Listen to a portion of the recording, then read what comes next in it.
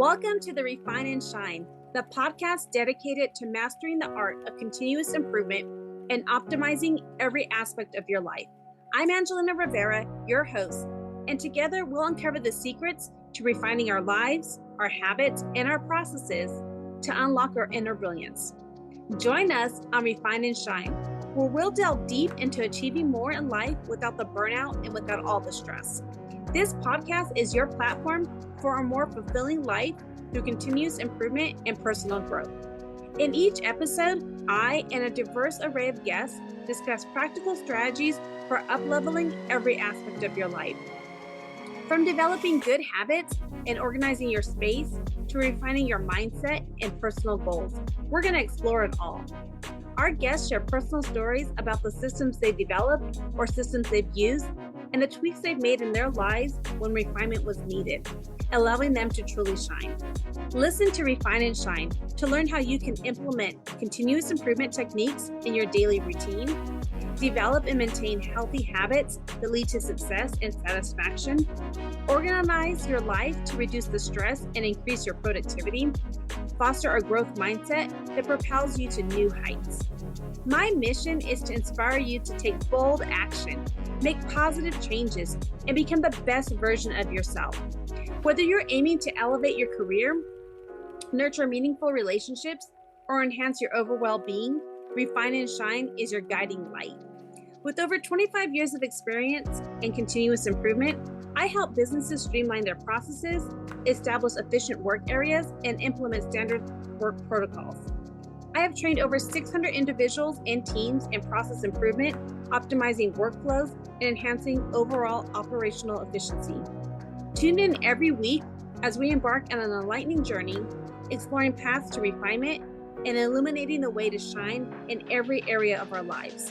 Subscribe now and join us on this journey to polish your life and let your best self shine through.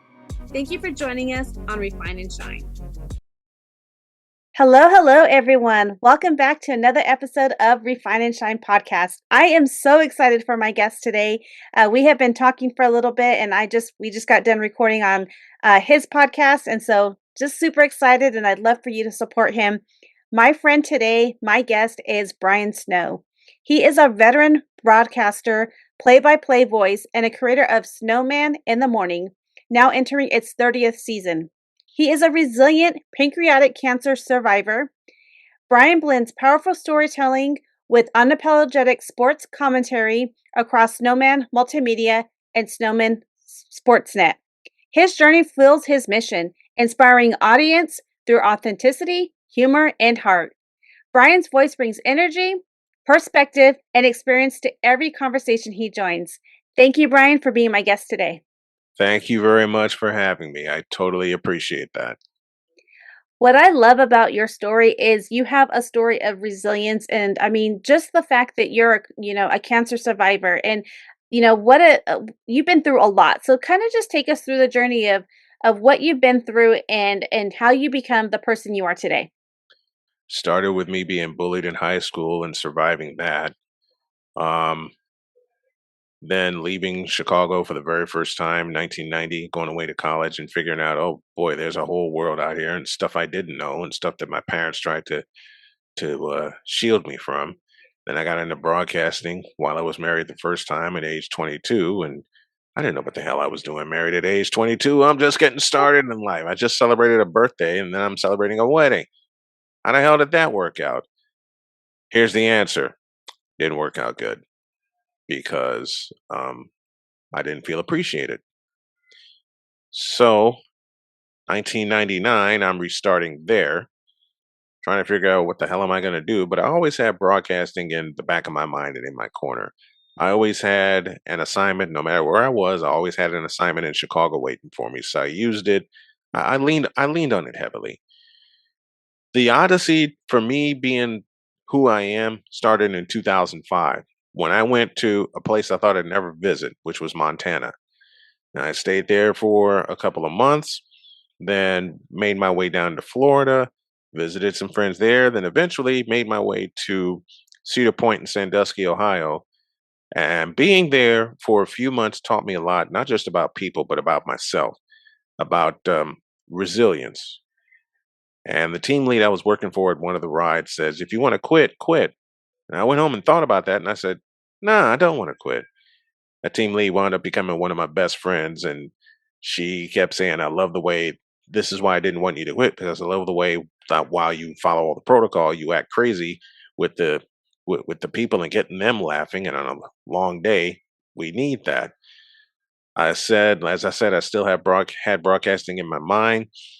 And then 2015 happened where I nearly quit because at the time I went through a very abusive relationship. And also during that time, I lost my daughter, Donna. She was the second person I lost in 8 years because 2007, I lost my hero. I lost my dad to Mm. prostate cancer. And I don't care what anybody says, I'm still grieving that. I don't know how to grieve that when a man who taught me everything that I know and is still teaching me because God's sending them to me every day. I'm still grieving that. I'm still grieving the loss of my daughter and I'm still grieving that abusive relationship because when I found out the news about my daughter, the person that I was seeing at the time told me, quote, I don't want to hear about that. I want to talk business. I snapped. I packed up and I left. But then after that happened 3 years later, I met the love of my life, Jody, who sent me a message, and that message opened something for me I thought I'd never open again. When I was ready to step off the cliff and not come back. After another failed relationship in 2017, I was back in Michigan City, and that message was like Jody racing the clock and pulling me back from the cliff. Mm. 8 years later, stronger than ever. I beat pancreatic cancer, stage 4 pancreatic cancer. Survival rate less than 2%. Well, call me the less than 2% because I whooped its ass. I always say we whooped its ass because everybody that prayed for me sent me good vibes, sent me good words. It's a team victory. I beat the monster that my parents unfortunately could not. Every day after that, trying to figure out how I'm going to make Snowman Multimedia work for another 30 years. And then 30 years after that, I've run into days where I was ready to tear all this down and put it away and not pull it back out again. What happens? I go in, get a good night's sleep, and then I come back and here we are, still fighting, always fighting, looking to get better every time, looking to make my body stronger, eat healthier, because there's a pretty lady in the office behind me that wants 50 years out of me, and I told her, baby, 50 years plus. And I plan to keep that promise, not just to her, but to my children and to my grandchildren, but to my honey, Jody, my wife of 8 years. I'm going to keep my promise. I mean that. I love that. I love that. I mean, wow, what a thing. Like you have been through a lot. And losing a parent, I don't care how many years ago it was, when I lost my great grandpa, who was kind of like a dad to us. I was 10 years old. It has been 30 plus years. I can tell you exactly how hard it was. The day that I found out, the whole funeral, like my mom mourning, like, but that was the first time I'd ever seen my mom cry, lay on the couch, go through what I can now understand was depression. And it was, we talked on your podcast earlier, about that was probably one of the first times that I had to like step it up and like help her out and like start making dinner and all these things, and she was grieving. It was a lot, and she had a 1-year-old child at the time too, and so just a lot of things. And we still talk and share stories today about my great grandpa, which was like a grandpa to her, was like a dad to her, was like a dad to us. He used to take us to school, like he would do all these things for us. It still hurts. I can still cry like it was yesterday. And what the thing is those people have so much impact. And even when my grandma passed away in 2020, those people made such an impact on your lives. Those are people who are like your legacy, and you want to keep inspiring to be the better person, or to show them and to make them proud. And so it is hard, like and then when things go wrong, and maybe things aren't working out right, you have that internal feeling like, oh, did I fail? Am I failing them? Because they're watching us above, right? And so we're just kind of constantly trying to keep going. And times are hard. We all have like those ups and downs, and like illnesses and health issues and things that we can do everything right, and then crap happens, right? And Absolutely. so we just have to keep having that glimmer of hope. And then to lose a child too. I mean, that there's a lot that has happened. And then the pancreatic cancer, which I love that you said, that you're like that 2%. And I think that what people don't understand is when you get like a a diagnosis of 1% or 2% or whatever the diagnosis is that you get, doesn't mean you need to give up. That means there's still a chance. Like, you gotta keep fighting. And I think that what happens is people have that mindset, and they're like, "Well, that means, 98% chance I'm gonna, pass away." No, that means 98 that you have that 2% chance of keep going, and just change your perspective of it. Like, there is survival rates. There's people who are surviving, and don't look at the people just look at the negative when they look at percentages and not on the positives. Like, there's hope, there's glimmer, and things like that. And so what was your mindset when you got that diagnosis and you were like, I'm going to keep on fighting, I'm going to keep going, I'm going to change my health, eating habits? Like, how did you go through all of that? Jody. Jody was my anchor because we got the diagnosis down in North Carolina that there's no way they can operate on the tumor that I had. And Jody said, I'm not losing you. And at the time, I had gone through oral chemo for only 3 months. And anybody that's gone through chemotherapy, it's a poison. Mhm. It's a poison and it fogs your brain. I still get it today, some 4 years later. Man, to say that Jody became my version of the Incredible Hulk is putting it lightly because she says, I'm gonna get a job, I'm gonna get insurance, and we're gonna beat this doggone thing. Then my attitude started to change. So because of her and everything that she's gone through, I drew strength from that. Mhm. Once I started drawing strength from that, I said, I will beat this. Then the most incredible thing happened. We went to Indianapolis, and the doctor who would perform the surgery on me to remove the cancer, and it also cost me five other organs. So my body's still out of whack, but I'm here. He started drawing on a paper towel, and Jody gets excited. I look him dead in the eye. I said, "Can you get this thing or not?" And he looked at me. He said, "We'll get this some bitch. Trust me." They did. I tell it, I Nakia, I love you forever for saving my life. Because now I can be around my children, my grandchildren, my wife, my friends. Taught me some very important lessons too about getting healthy, eating healthy, getting out of. My wife talks about it all the time, survival mode, and she tells me every day, keep grinding. When a man hears his mate tell him, "I'm proud of you. Keep going. Don't give up." That's belief, man. Mhm. If anything else, I needed that. I need that positive energy every day because you can give it to yourself and you can tell yourself this is going to be a good day. But for me, when Joni gives me a hug and a kiss heading out the door and says, "Have a great show," or "Have a great broadcast. Keep kicking ass. You owe me 50 years." She says that last one as a joke all the time, but it just makes me smile and makes me fight harder. I'm like, yeah, I owe her 50 years. And as far as I'm concerned, we're just getting started. I love that. I love that. I think that that's so important. We need to have people in our lives that are those motivators that help. There's a person I listened to on a podcast, and his name is Justin Schnick or something like that. But he says you got to have five people, and one of them is your bruiser, your cheerleader.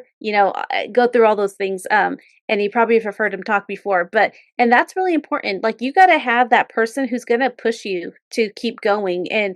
And because sometimes there's times when we can only like our strength is only so much.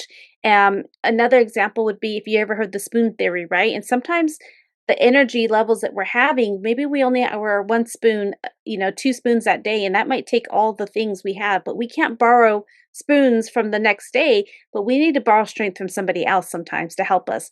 And I love that. And we've talked offline, and I've shared it before on my podcast. My husband is medically has a medical disability and is unable to work, and it was hard things that he had went through. And I think that Hmm. that's, people don't understand when in the Bible it says the male is supposed to provide and all these things, Yep. and then you get faced with this issue that you can't provide, and it's so hard for you to go through, like, the mental health issues that you have, or the feeling of letdown is so real that people don't It understand that. is. And even the part where people think that women shouldn't work outside the home and women Right. shouldn't make more money than their men. Like, there's all these people that are, and that what I say to you, them, those people, and if you're Yep. my listeners, stop judging people. You do Hmm. not know what they're going through. And maybe one day you may be going through the same issues, but you do not know.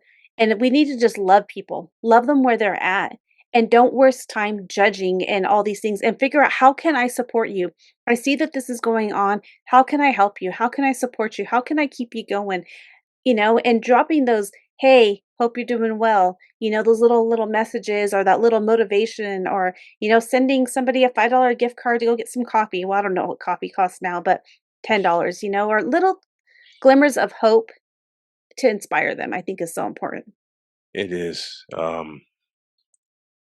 I've had people who judge me all the time say, "Hey, man, quit talking about your wife." No, I'm not going to talk about the pretty lady that saved me 3 different times. I've had Mhm. 2 toes amputated. She knew what to do to keep me motivated about that. I mentioned the pancreatic cancer, and the other thing, when a man gets when the man gets dealt a rotten hand, depression sets in immediately, and we're not taught or equipped on how to deal with depression because the man is just supposed to just tamp it down and keep going. Wrong. Wrong. You have to deal with it. I had to learn to deal with my depression, which fortunately for the most part is gone. It's a lot of work. Mhm. Trust me, because I didn't get diagnosed with depression until 2017 when I lost Donna. I lost Donna 2 years prior, 2015. And someone kept mentioning her name, I think of that pretty little face. And then one day I finally snapped. It cost me 7 days in the top floor of a hospital, but you know what? Best 7 days of my life because it set me back, it put me back on the right path and put me back on my journey. But men are not, and I don't say this to be rotten, I say this factually. Men are not equipped to deal with depression. For the simplest of reasons, society tells men all the time just to keep going. And if they keep going and going and keep banging their head against the wall and they don't get through it, they're like, now what? That's a big mountain I had to climb. No, I agree with you. What happens to all the time with men and in the males, that they're just told, "Man up," right? Yep. And that's just, who'd ever came up with that? I mean, that's not something we cannot when we suppress our pain because we're trying to just keep on going, and it goes Hmm. both male female. Yep. What happens is that depression or that pain or all the things that we keep squashing down because we're just trying to, like, show up and do Yep. this and do that and not show people our pain and all those things, then Yep. that comes out in other things. That comes out in diseases and pain and anxiety and grief and exhaustion and so many other things. And I think that I know that we just need to just have love for people. And like I said, that lot it's a lie when they say, "Handle it, push through, don't burden anyone." It's a lie that costs lives. It causes, you know, this when you have people that are affected by that, you don't know what they're going through. And you got to remember, like going back into the Bible. I'm sorry if I'm a little rambling, but my It's brain's fine. going through all these things right now. I Um, get it. I get it. even if you're into the Bible, even David cried out in anguish. Uh, Job, I'm reading the book of Job right now, and all of these things that happened to him, and they were because he did nothing wrong. It's just the devil was like, "Can I test him?" And he questioned everything, and that's okay. That's okay. And even Jesus wept. Like we are like when people say men don't cry and all that, Jesus wept. It's the Hmm. shortest verse in the Bible, and I think that people need to understand that. It's men are not meant to numb the pain, hide it, outperform it, or all of these things. They need to be supported, and this goes for everybody. They need to be seen, they need to be heard, and have community where they can heal in, and just give them just hope and faith, and I think that's what's so important. What would you say to that? Men need to be loved and supported and picked up when they're down. It reminds me of a fellow that's a very dear friend of mine who's going through a lot right now. His name is Chris Hilliard, going through a very aggressive stage 4 brain cancer. And his mom reached out to me and said, "Can you promote our fundraising event?" I said, "Mom, I'll do you one better. I'll promote it every time that I'm on the air. And I also will bring Jody. We're planning. That's why I got the GoFundMe out there that I told you about, and every other way, because we're planning to go to Chicago that last weekend in February. And then on March 1st, go into the place where they're having a big time fundraising event for him. And I'm going to be there to stream the darn thing. I just got the approval to do it. So it's not only me that's in the fight. I got friends like Chris that are in the fight. I got friends like Shane Lake that are in the fight. As a man, I got a friend, Victor Locke, who's in the fight. Men do get depressed. Don't you believe otherwise? Um, I mentioned Jody, my wife. I mentioned Sonia, my daughter. They go through the fight. My daughter Cheyenne, my son Dakota, my baby boy, who is about as tall as me, but the heck with it. But you know what you can do? The first thing you can do for a man to bring him out of the dumps, make him laugh. That's the simplest thing. I've had people ask me this, you included. What's the simplest thing we can do to help men out? First of all, recognize that they're struggling and then make them smile and make them laugh. Make them laugh. That's the simplest thing. The simplest thing that you can do is make them laugh. Chris has made me laugh, I don't know, 13 years now. Victor's made me laugh for a quarter of a century. Jody's made me laugh for the past 8 years. My children, same amount of time. They've made me smile and they've made me laugh, and they've been able to make me laugh when I'm really, really down in the dumps. It's the simplest thing you can start with. Chris is a fighter. All right. Chris is a graduate of Brother Rice High School in Chicago. It's a school I used to broadcast for. And I asked his mom, I said, "Mom, besides me being there to broadcast your event, what else do you want to see me do?" She says, "I want to see you and Chris broadcast the game back at Brother Rice." I said, "We're going to make this happen." And I'm pushing forward. Chris is pushing forward. My wife is pushing forward because I can't tell you enough how special the people that I mentioned are to me. Mhm. And when you lean on them for their strength, it comes back to you. And then later they can lean on you for your strength. And I always want to do that for the people that are very close to me. I think that's so important. And one of the things I love how you said, just make them laugh, and just like us. And the same thing when you're walking through the grocery store or just going, smile. A smile costs you Yes. nothing. Yes. You see people, just smile. It doesn't have to mean you're, flirtatious or anything like that. You're just Right. smiling. Hmm. I think that that's important. And there was something that you said that made me think of something. What was it that I was thinking of? I don't. Sorry. My mind is going through a thousand things because you have been through so much, and then you just keep being the light. You keep having hope and strength and faith. And one of the things that I was thinking of to ask you is, oh, well, what do you do for fun? What is the things that you do for fun? You have all of these things that these. I would just love to know what you do for fun. Poke fun at my wife, and she pokes fun at me. Uh, we love going out and going to dinner and going places. Gonna do more of that. You know, I had to get over my fear of being out in public, especially with my body being the way that it is. I'm over it now. It took me 3.5 years. I want to go out more. I want to, like I said, that's why I'm pushing what I'm pushing. Because one night I just want to say to Jody, honey, let's go eat. Let's go get something to eat. Let's go to dinner. Let's go somewhere. We just sit and laugh. You Mhm. know. What else do I like doing? What else do I like doing for fun? I love sports. I am a sports nerd. I love watching games, especially football with Jody, and hearing Jody yell at the screen. And I get such a kick out of that. One thing I am developing a love for and getting creative with is cooking. Mm. There's a series that I have now on YouTube, Snowman Learns to Cook on a Budget, and Dr. K and I film the segment.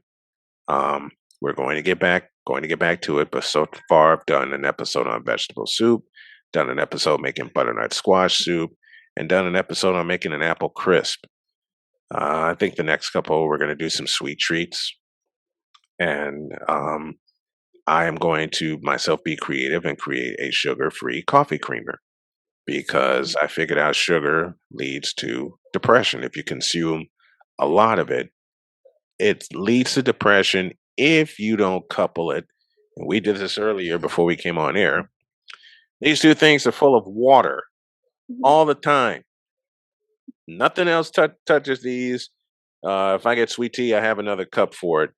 But I found this is for me that if you couple a lot of coffee, which I do consume, and I'm trying to shorten that up, with water, you're going to be fine because it slowly wipes your system out. You're able to keep going, and you're able to get some rest. Also, you don't crash. That's the word I'm Mhm. looking for. If you just drink coffee with a lot of sweet creamer in it, I have a sweet tooth. I'm a man. I can't help it. And me with chocolate caramel, which is evil right now to me. 'Cause but the point is, you couple it with a lot of water, and I mean a lot of it, because you're gonna have to match whatever you can. Have to double the amount of water that you consume with coffee. I had to learn that by trial by error for the last 10 years, but that helps. You said walking through the grocery store and just smiling at people. I walk through the grocery store and I see a Notre Dame fan and I pick on him and he starts laughing. I see someone wearing a Boston Celtics shirt on. She starts laughing. That's what I'm all about. I'm all about smiling and laughing at it because it's the simplest thing you can do for a person to lift them up. And I've had Mhm. people tell me as such. But being there and showing up for people, huge.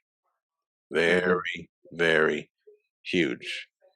And that's why I not just mentioned something about me, but I wanted to mention something about my friend Chris and being resilient and everything that he's going through, especially now that he has a 1 year old son, Andrew. I want to meet. I want to see Chris. I want to meet his wife. I want to see his baby boy, and I want Chris and I to call a game together with my whole Mhm. crew in tow. And I am determined within the next 2 to 3 weeks to make that happen. I love that. I think that's so important. And the community, having those people that give you strength in that community is so important. Hmm. And one of the things like that we do for ourselves is we belong to an organization that helps veterans. And it's, the veterans have a very high rate of suicide. And by use of remote control cars, we go out and we do crawling and we do fundraising and do all these things. And I will tell you that for my husband, that through the darkest times that his band of brothers that he has for going out and doing remote control cars and just having that time has helped so much because what they describe, and I do it too, and usually when we do events, I'm out there on the booth and I'm like raising the money and doing all the fundraising and helping them or letting them go out and crawl. My husband says is that time on the rocks, he could be on a rock, they do rock crawling a lot, but he can be on a rock and do some type of obstacle course, and in that moment, no matter if it takes 20 minutes, 30 minutes, whatever they do, and to get across that obstacle, you're not thinking about everything else. You're not thinking about all the clutter in your head and all the other things, and it's just that time, and you're just thinking about, "How can I get through this obstacle?" And, we have friends throughout the world, the US that we have developed friendships with because of it's called Operation Love and Charlie. It's a nonprofit organization that the founder is in Florida, and so we're here in California, but, and because of just that community, it's just been a light to us as well. And so I think, people need to find if you're going through, for men especially, if you're going through a hard time, you got to find that person. You got to find that your community. And it sometimes may be hard, but there is, just platforms out there. There's groups out there. You just got to find it. And if you can't find one, maybe create one in your local area. I think is important too. We didn't have a chapter for this, organization. There was not a chapter in the high where we live in the high desert.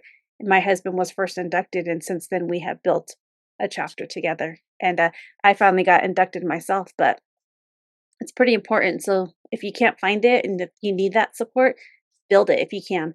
I think that's so important. It's one of the greatest lessons my dad ever taught me. Um, when he kept pushing me, you love your play by play. I hear it all the time. May drive me nuts, but I love hearing you do it. So go with it. I mean, he would sneak me little things that my mother wouldn't want me to have, like a bricked up audio tape so I can record Bulls games. I was living back home in Chicago. And my favorite announcer of all time is the late, great Jim Durham. I got others, including Chick Hearn, longtime voice of the Lakers, Johnny Mose Mhm, from the Celtics, Gene Peterson from the Rockets. But the man that got it started for me was Jim Durham for basketball. And I would record every Bulls game I could lay my ears on. And he will always tell me, don't let your mother or me stop you from chasing your dreams. And then I got a sign that says, if your dreams don't scare you, they're not big enough. That's true. mhm, It is. It is so very true. And what also gives me joy is helping my wife get her company started. Because she may not believe this right now, but with what she's going to offer for Dr. K Consulting, it's going to take off. And if anybody has something to say about it taking off, you're looking at him. I want to help her the same way that she helps me every day. And the best thing that I do for her right now while I'm getting in shape physically is showing up. mhm. Yeah. So important, so important. As we wrap up though, I would love to just how can people connect with you? What are the links that you can or, just kind of share with us? And I'll make sure all the links are in the show notes as well. You can find me um, on Facebook and Twitter and and Twitch as B Snow Multimedia. You can find me on YouTube. Search at Snowman Multimedia. That's my broadcast channel. And I'm, as y'all heard, going through a lot right now, and I'm trying to get myself back on my feet so I can help my pretty lady. So if anyone can contribute to my streams via the GoFundMe, which is gofundme.com/snowman's road to recovery, that would be awesome because I want to take some pressure off of her getting me around. And if I can get 2 grand and just find a good car to get around so I can say, baby, I got this. I can drive myself around. And then some nights during the week, like I said, I can take her out and just have fun and I do the driving. Mhm. So all of that's why I'm also launching a subathon for my YouTube channel because by the Super Bowl, I want to get to 3,500 subscribers and we're at 2,200 right now. So doing everything that I can, and I want to leave y'all with this. I said earlier, that if your dreams don't scare you, they're simply not big enough. And it's true. I'm also reminded of the great Nipsey Russell when he said, put a thing off till tomorrow and you live your life in vain. Do it today. And if you like it, tomorrow you can do it again. I love that. I love that. Um, well, I usually ask people too, and I was going to ask you, but would that be the quote that you want to share or the thing, or That's do the you? that's Yeah, what that's what I want to share. Just do it. Just do it, man. Don't put anything off, and don't let your dreams scare you. I think that that's so important, and that's great way to look at things, in order to help us refine and shine. Not just look at, okay, I put it tomorrow, tomorrow, tomorrow. Well, every tomorrow is going to be another tomorrow, and if there is something that for me it's God, but your divine power or something that comes into your heart, and you get something, a whisper or something Hmm. that is coming from your higher power, that is your dream, and you need to do it. And I Yes. think that so often we put it off and think that we get too scared or, people are going to judge me or people are going to whatever, whatever. Let those Right. naysayers, they're going to judge you no matter what. Or sometimes they're too busy worrying about themselves. They're not even looking at you. But you got to do you. Yep. That's what I've had to learn to do, and I hope you folks can learn to do it as well. It's a process and a half. Trust me. Angelina's been there. I've been there. Jody's been there. My children have been there. It's a process and a half, but you have to trust it. I love that. Well, thank you so much, Brian. I appreciate you being on my show today. And I cannot wait to follow up with you and see, all the things that you're able to accomplish and, with Chris and everything that you have. I appreciate you very much for having me. Thank you so much, and thank you all for hearing my story. I appreciate it. All right. Thank you. Thank you for joining us on this episode of Refine and Shine. We hope you find valuable insights and inspiration to fuel your journey of continuous improvement. Remember, the key to success lies in refining your processes and letting your inner brilliance shine. If you've enjoyed this episode, be sure to subscribe to the podcast and leave a review. Your feedback is greatly appreciated and helps us reach more listeners like you who are eager to refine and shine in all areas of life. Stay connected with us on social media for updates and additional resources and behind the scenes content. We love hearing from our listeners, so feel free to reach out with any suggestions, questions, or success stories you'd like to share. As we wrap up, remember that the power to transform your life lies within you. Keep striving for growth, embracing change, and seeking opportunities to refine your skills. Together, let's continue to shine bright and make a positive impact in the world. Until next time, keep refining and keep shining.